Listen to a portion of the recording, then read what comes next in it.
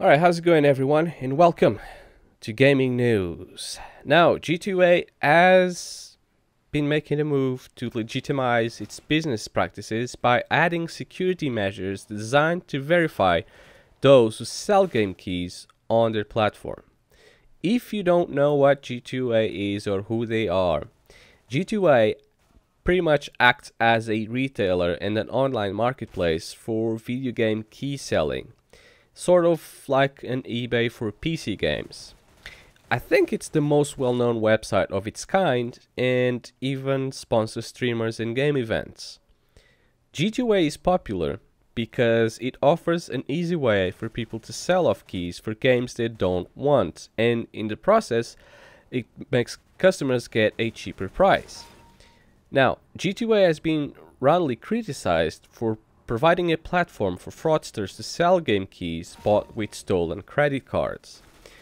This claim has gotten even worse when an indie developer, TinyBuild, claimed that G2A sold nearly 500,000 of its games without paying them anything. Now, there is several reports on this story. I'll leave a link in the description if you want to read more of this. It's also been made very publicly on Twitter.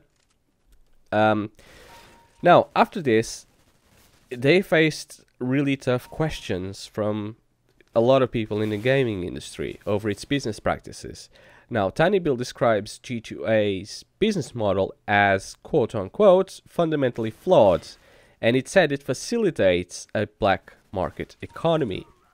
In response to this, G2A is now in full damage control, continuing its speed to repair its reputation by adding front-end verification steps as part of their new process for sellers to sell products on their marketplace. These steps include social media profile account verification, phone number verification, and a restriction on the number of products you're able to sell without providing further proof of identification. More steps are coming for new sellers, G2A said, including credit cards, PayPal, and address verification.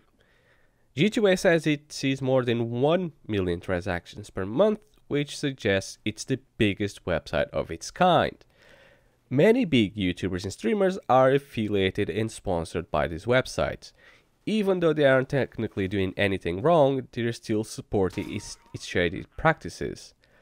The whole premise of G2A is for people to sell unwanted keys that they get in bundles or such. With that in mind, people will of course abuse this, and G2A doesn't seem to care much how these keys were obtained. Even if they do change their ways, there are still many websites exactly like this. It's actually become quite popular now, as gamers can get games a lot cheaper. But as always, everything comes with a price. Now, here is the fundamental issue with this website practice. When you illegally download a game, you get it for free. The developer loses out on the money from the game, and nobody else suffers. This is called piracy. You have just obtained the game without paying for it. However, when you actually buy a game off one of these reseller websites, the developer loses the money because the original game key was bought with a stolen credit card. The person whose credit card was stolen potentially loses the money for that purchase, and the reseller then makes a profit by taking a cut from the transaction. The person who stole the key also makes profit by selling it, and you have paid for a stolen game. This makes it even worse than piracy, because when you're pirating a game, you're not paying for it, you're just obtaining it illegally. With this, you are paying for a stolen game. You just actually bought. You spent money on buying something that somebody else stole. So this is even worse. People in general now seem to dislike G2A, but they don't seem to be too indifferent for people who actively promote them.